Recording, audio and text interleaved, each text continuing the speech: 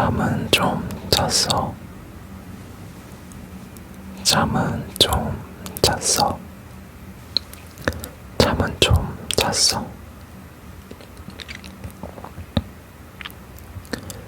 잠은 좀 잤어.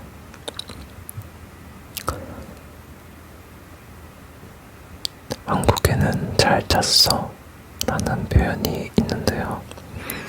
그게 잘 잤어가 아침에 인사라면 잠은 좀 잤어는 걱정이 들어있는 말이에요. 상대방이 최근 봤는데 잠을 잘 못 자는 것 같거나 밤늦게까지 일하거나 그리고 뭔가 얼굴에서 피곤함이 묻어나올 때 사용할 수 있습니다. 여기서 잠은 좀 잤어의 좀은 아주 충분하진 않더라도 그래도 조금이라도 쉬었는지 물어보는 단어거든요.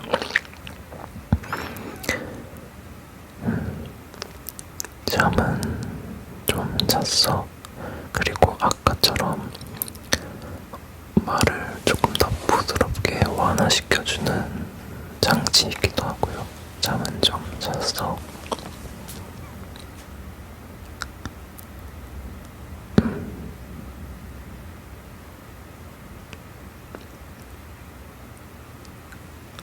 그리고 아직 안 잤어. 늦은 시간까지 깨어있는 사람에게는 아직 안 잤어 라고 물어볼 수 있어요. 아직 안 잤어. 아직 안 잤어. 이 말도 단순히 시간을 확인하는 게 아니라 왜 아직 쉬지 못하고 있냐 라는 그런 걱정이 섞인 한마디입니다. 많이 피곤하지. 많이 피곤하지. 많이 피곤하지. 많이 피곤하지. 많이 피곤해 라는 단어의 차이점이 있는데요. 여기서는 많이 피곤하지 라는 단어를 쓰죠. 많이 피곤해 라고 물어보면 상대가 피곤한지 아닌지 그냥 물어보는 느낌이 좀 더 강하거든요. 하지만 많이 피곤하지는 나는 이미 너가 피곤할 것이라고 생각하고 있다 라는 느낌이 더 강해요.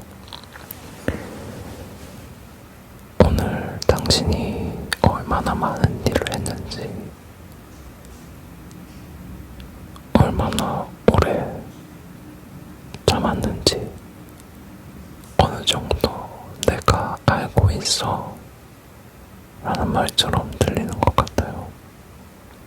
때로는 해결책보다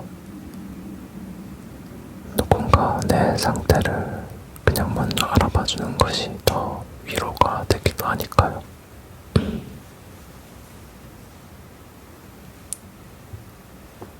오늘 힘들었지.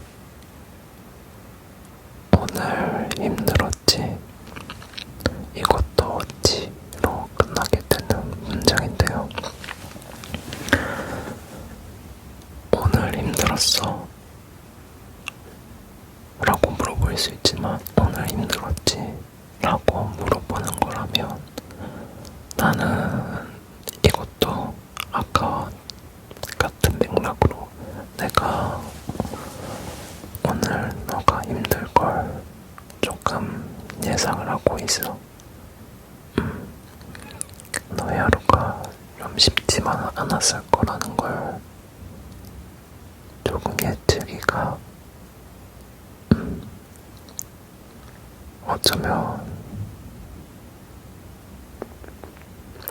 오늘 힘들었어 또 굉장히 큰 위로가 될 수도 있겠지만 오늘 힘들었지는 이미 내 내가 그 사람에게 내 하루를 아직 설명해주지도 않았는데도 그 사람은 내가 힘들 걸 이미 알고 있고,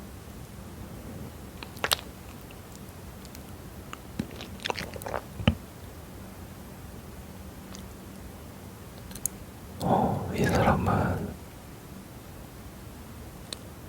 자기 삶을 사는 와중에도 계속 나를 생각해주는구나 라는 뜻으로 다가와요.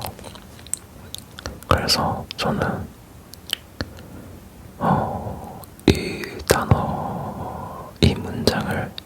이 문장을 봤을 때 느껴지는 게 뭐냐면, 어쩌면 우리가